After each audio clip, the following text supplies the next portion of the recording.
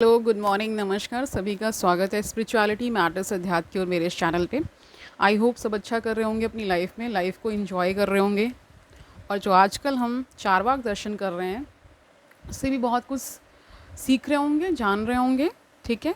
बहुत सारे लोग इस असमंजस में हैं कि आप ये सब क्यों बता रही हैं और ये चारवाक फ़िलॉसफ़ी क्यों पढ़ा रही हैं। तो देखिए, जब हम दर्शन पढ़ते हैं तो उसमें चारवाक दर्शन भी महत्वपूर्ण स्थान रखता है। भारतीय दर्शन में 3 दर्शन ऐसे हैं जिसमें कि आत्मा और ईश्वर की सत्ता को नहीं माना गया है। वो 3 दर्शन कौन कौन से हैं? चारवाक पहला हो गया, दूसरा बौद्ध दर्शन एंड तीसरा जैन दर्शन। ठीक है। तो इसको समझ लीजिए, ये मेरी विचार नहीं है, ये जो हमने पढ़ा है फ़िलॉसफ़ी में, दर्शन शास्त्र में, वो हम बता रहे हैं। ठीक है। तो शुरू करते हैं आज का सेशन, जिसमें आज क्या जानेंगे? चारवाक के ईश्वर संबंधी विचार। शुरू करें। ओके।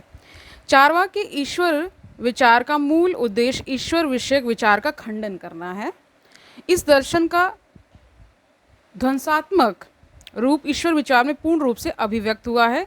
ईश्वर को सिद्ध करने के लिए जितने भी तर्क दिए गए हैं उनका खंडन करते हुए वह ईश्वर को कह रहे हैं, ईश्वर का विरोध करता है। यानी चारवाक दर्शन विरोध करता है, हम नहीं विरोध कर रहे हैं। इसको आप समझिए, इसकी बारीक कह सकते हैं लाइन को समझिए कि ये मेरे विचार नहीं है, जो विचार चारवाक के हैं वो मैं बता रही हूँ। ठीक है।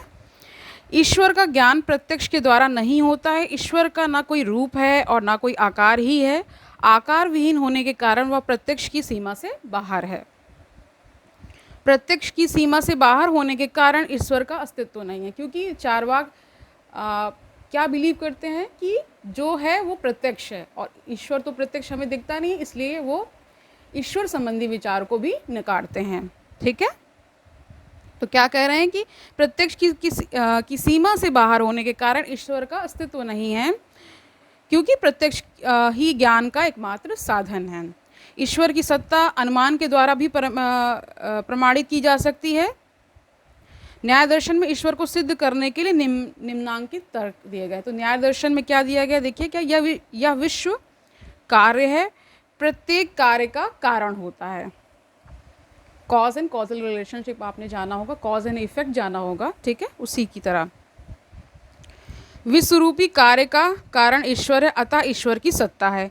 चारवाक इस तर्क का विरोध करता है, क्योंकि यह एक प्रकार का अनुमान है। अनुमान अप्रामाणिक है, इसलिए अनुमान पर आधारित ईश्वर का ज्ञान भी अयथार्थ है। कुछ लोग ईश्वर की सत्ता प्रामाणिक ग्रंथों के आधार पर सिद्ध करते हैं। उदाहरण स्वरूप वेद एक प्रामाणिक ग्रंथ माना जाता है। वेद में ईश्वर का वर्णन है, इसलिए ईश्वर की सत्ता है। चारवाक के लिए इस युक्ति का खंडन करना सरल है, क्योंकि वह वेद की प्रामाणिकता में अविश्वास करता है। जब वेद प्रामाणिक नहीं है तो वेद में वर्णित ईश्वर का विचार भी प्रमाण संगत नहीं है। ईश्वर की सत्ता को प्रमाणित करने के लिए कभी कभी ईश्वरवादियों के द्वारा सबल तर्क दिया जाता है कि वह संसार का कारण है। ईश्वर संसार का सृष्टा है और विश्व ईश्वर की सृष्टि है। चारवाक इस विचार का जोरदार खंडन करता है। यह संसार वायु, जल, अग्नि, पृथ्वी के भौतिक तत्वों के सम्मिश्रण से बना है।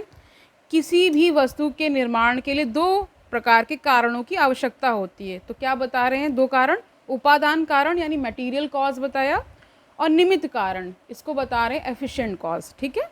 उपादान कारण हम उस कारण को कहते हैं जो किसी वस्तु के निर्माण में तत्व का काम करता है। निमित्त कारण उस कारण को कहा जाता है जो किसी वस्तु के निर्माण में शक्ति का कारण का मतलब शक्ति का काम करता है, पावर जिसे बोलते हैं। इसे एक उदाहरण से अच्छी तरह समझा जा सकता है। एक कुम्हार मिट्टी से घड़े का निर्माण करता है। मिट्टी घड़े का उपादान कारण है तथा कुम्हार घड़े का निमित्त कारण, यानी उसके द्वारा बनाया जा रहा है ना, मीडियम बना कुम्हार, क्योंकि वो बना रहा है। ठीक है। ये कह रहे कि इसीलिए आप ये समझिए, अभी हम बौद्ध दर्शन भी करेंगे, इसके बाद हम जैन दर्शन भी करने वाले हैं। बहुत ज़्यादा आपत्तियाँ मत करिए, क्योंकि ये केवल जानने के लिए है। आप किस दर्शन को फॉलो करेंगे ये आप पे डिपेंड करता है कम्प्लीटली। ठीक है। तो इस पर आप परेशान मत हो। ये बहुत सारे लोग परेशान हो रहे हैं, कमेंट कर रहे हैं कि ये क्या आप पढ़ा रहे हैं। ठीक है। तो उसके लिए मैंने जवाब दे दिया है। तो कह रहे हैं कि घड़े का निर्माण न केवल कुम्हार कर सकता है और ना मिट्टी ही कर सकती है। और इसीलिए मैं जब भी सेशंस ले रही हूँ तो बार बार इस चीज़ पर इम्फेसाइज कर रही हूँ कि ये चारवाक दर्शन है, ये चारवाक के अनुसार है, ये चारवाक के अकॉर्डिंग है, ठीक है। फिर भी हो सकता है लोग पूरा वीडियो ना देखते हों, एक बात को मतलब 1-2 मिनट देखा और उसमें देखा कि आत्मा संबंधी तो ऐसा बता रहे हैं और उस पर वो एक तरह से कमेंट करना शुरू कर देते हैं, ये गलत है। पूरा वीडियो देखिए, आपको समझ में आ जाएगा, ठीक है। आगे देखिए, कह रहे मिट्टी और कुम्हार दोनों घड़े के निर्माण के लिए परम आवश्यक हैं। चारवाक के अनुसार विश्व के उपादान कारण एवं निमित्त कारण 4 प्रकार के भूत हैं। यहाँ भूत कौन से भूतों की बात हो रही है? पंचभूत की बात हो रही है, ठीक है। भौतिक तत्वों का संयोजन विश्व निर्माण के लिए पर्याप्त है, अतः विश्व के निर्माण के लिए ईश्वर को मानना अनुचित है। ये चारवाक कह रहे हैं, ठीक है, उनके अकॉर्डिंग चल रहा है ये। कुछ लोग विश्व में निमित्ता है ना और व्यवस्था को देखकर ईश्वर का अस्तित्व सिद्ध करते हैं। संसार के विभिन्न क्षेत्रों में व्यवस्था दिख पड़ती है। गर्मी के दिन में गर्मी, जाड़े के दिन में जाड़ा, रात के समय अंधकार और दिन के समय प्रकाश का रहना विश्व की व्यवस्था का सबूत है।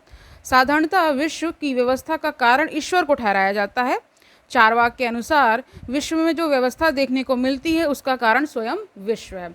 अब देखिए, बहुत सारे लोग ईश्वर को ना मान करके प्रकृति को ही ईश्वर मानते हैं, ऐसा भी है, ठीक है। तो इसमें कहना कि वो ऐसा क्यों मानते हैं, तो वो ऐसा मानते हैं केवल इतना आपको जानना है। आपको जो मानना है वो आप मानिए, आप स्वतंत्र हैं, ठीक है।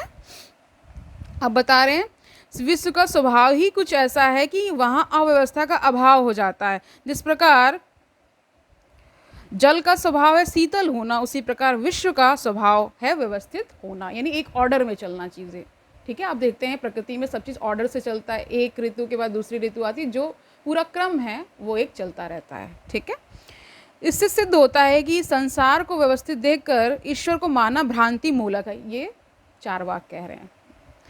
ऊपर वर्णित भिन्न भिन्न युक्तियों के खंडन के आधार पर चारवाक अनिश्वरवाद यानी एथिज्म है ना, आप समझते होंगे, एक ईश्वरवाद होता है, अनिश्वरवाद। बहुत सारे एथिस्ट भी तो होते हैं। अब कहिए कि वो ईश्वर को मानने लगे, तो ऐसा भी नहीं है। इसमें भी कुछ परसेंटेज ऐसा है जो ईश्वर को नहीं मानता है, ये आप सभी जानते हैं। जैसे कि भगत सिंह जी का उदाहरण देखिए, वो उन्होंने किताब ही लिखी है कि मैं एथिस्ट क्यों हूँ, मैं अनिश्वरवादी क्यों हूँ, ठीक है।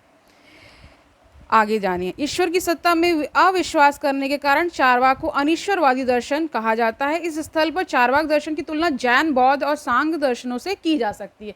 देखिए, इनके अलावा 3 और दर्शन हैं, जो कि जैन, बौद्ध और सांख्य दर्शन जो है, इसमें वो ईश्वर की सत्ता को नहीं मानते। तो इसी प्रकार ये भी हैं, चारवाक भी, ठीक है, क्योंकि वे भी अनिश्वरवाद को अपनाते हैं। जहाँ तक ईश्वर के निषेध का संबंध है, चारवाक, बौद्ध और जैन तीनों को एक धरातल पर रखा जा सकता है, ठीक है।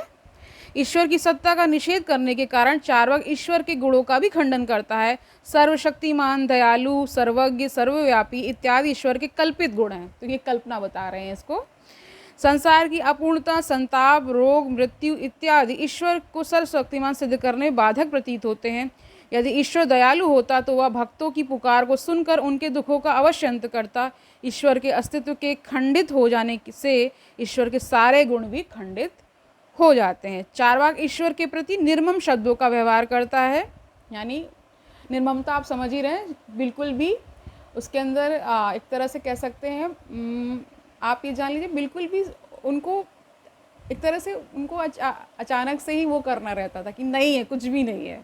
वो आपस में वार्ता भी करते थे, तो ईश्वर को नहीं मानते, तो कहते थे खाओ पियो मौज करो, और जो ये है संसार, यही एकमात्र एक संसार है, यहाँ पे जो करना है, जितना भोग करना है भोग करो। और ईश्वर के प्रति उनका उदासीन होना इसलिए भी है क्योंकि वो बहुत ज़्यादा भौतिकवादी हैं, समझ रहे होंगे, ठीक है। ईश्वर ईश्वर चिल्लाना अपने आप को धोखा देना है, ये चारवाक कह रहे हैं। ईश्वर को प्रसन्न रखने का विचार एक मानसिक बीमारी है। धर्माचरण, पूजा पाठ आदि ढकोसला है। ये सब चारवाक कह रहे हैं, मैं नहीं कह रही हूँ, ठीक है। धर्म अफीम की तरह हानिकारक है। अब इस तरह तो कार्ल मार्क्स में भी कहा है। कार्ल मार्क्स के अकॉर्डिंग भी धर्म क्या है, एक तरह से ओपियम ऑफ मासेस कहा है उन्होंने, ठीक है। आगे जानिए, पूजा अर्चना एवं प्रार्थना निकम्मे व्यक्तियों के मन बहलाने का अच्छा साधन है। नरक के कष्टों से बचने के लिए मानव ईश्वर की प्रार्थना करता है। नरक का अस्तित्व नहीं है, अतः नरक के कष्टों से डरकर ईश्वर की आराधना करना भ्रामक है। जब ईश्वर का अस्तित्व नहीं है तो हर बात के पीछे ईश्वर को घसीट लाना मूर्खता है। ईश्वर से प्रेम करना एक काल्पनिक वस्तु से प्रेम करना है। ईश्वर से डरना भ्रम है। ईश्वर को अपनाने के लिए प्रयत्नशील रहना एक प्रकार का पागलपन है। तो इनके ये चार वाक्य कह रहे हैं, मैं नहीं कह रही हूँ। मैं बार बार आज ये इसलिए बोल रही हूँ क्योंकि बहुत सारे लोगों का कहना है कि आप ऐसा दर्शन पढ़ा ही क्यों रहे हैं। लेकिन मेरा मानना है कि हर चीज़ को जानना ज़रूरी है। हम जब दर्शन शास्त्र को पढ़ रहे हैं, उसका अध्ययन कर रहे हैं, ठीक है, तो ये भी जानना ज़रूरी था, इसलिए किया जा रहा है, ठीक है। चारवाक का जड़वादी दर्शन सभी प्रकार के आध्यात्मिक तथ्यों की अवहेलना करता है। प्रत्यक्ष को एकमात्र प्रमाण मानने के फलस्वरूप वह अप्रत्यक्ष वस्तुओं का खंडन करता है। आत्मा एक अवास्तविक वस्तु है, ईश्वर का अस्तित्व नहीं है। स्वर्ग और नरक पुरोहित की काल्पनिक धारणाएं हैं। इस प्रकार आत्मा, ईश्वर, स्वर्ग, नरक, धर्म, पाप, पुण्य सबों का निषेध करता है, ठीक है, और सिर्फ प्रत्यक्ष जगत ही बच जाता है। प्रत्यक्ष जगत को एकमात्र सत्य मानने के फलस्वरूप चारवाक का उद्देश्य जीवन के सुखों को अंगीकार करना हो जाता है। अतएव चारवाक का जड़वादी दर्शन स्वतः सुखवादी हो जाता है। अब सुखवादी वही हिडोनिज्म की बात हो रही है, ठीक है। अब चारवाक को सुखवाद की व्याख्या उसके नीति विज्ञान के साथ करते हैं। अब कल हम जब आएंगे तो चारवाक का नीति विज्ञान जानेंगे, ठीक है, यानी चारवाक के एथिक्स क्या कहते हैं, ठीक है। इनके भी कुछ एथिक्स हैं, ऐसा नहीं है कि बिना कुछ एथिक्स के चल रहे हैं। और बहुत सारे लोग, देखिए, मैं ये मेरा ये सोचना है कि हर व्यक्ति अपने आप में स्वतंत्र है, ठीक है, कोई भी धर्म अपनाने के लिए, किसी भी धारणा को मानने के लिए, ठीक है। और आप ये भी समझ लीजिए, जब हम विविधता में चीज़ों को जानते हैं तभी हमारा ज्ञान पूर्ण होता है ना। तो मान लीजिए अगर हम नहीं इसको पढ़ाते या पढ़ते या सेशंस नहीं लेते तो भी ये दर्शन है ही, है ना, इसका एग्जिस्टेंस तो है ही। मेरे सेशंस लेने या ना लेने से कोई फ़र्क नहीं पड़ रहा है, केवल इतना फ़र्क पड़ रहा है कि आप इस ज्ञान को भी जान रहे हैं, इस फिलॉसफी को भी जान रहे हैं, केवल इतना है, ठीक है। तो परेशान मत होइए, ठीक है। अगर कहीं कोई आपको परेशानी आ रही है, कोई कहीं भी शंका हो रही है, कोई डाउट आ रहा है मन में, तो मुझसे पूछिए, मैं निश्चित ही उसका समाधान करने की कोशिश करूँगी, ठीक है। और आज के लिए इतना ही रखते हैं, कल मिलते हैं। तब तक के लिए आपको क्या करना है, आराम से अपना जीवन व्यतीत करना है, दूसरों को सुखी करना है। और दर्शन शास्त्र अगर आप पढ़ रहे हैं तो उसमें चारवाक दर्शन के बारे में और जितना आप जान पाएँ उसको जानने की कोशिश करिए, ठीक है। हम कहीं भी अपनी तरफ से कुछ एडिशन इसमें नहीं कर रहे हैं, ठीक है। जो जैसा है उसे अक्षरशः बता रहे हैं, ठीक है। इसमें मेरा कोई एडिशन नहीं है, जो है मैं उस जो दर्शन में कहा गया है, जो उनके विचार हैं आत्मा के संबंध में, ठीक है, ईश्वर के संबंध में, उनकी जो फिलॉसफीज़ हैं उसी को लेकर हम आपके सामने आ रहे हैं, ठीक है।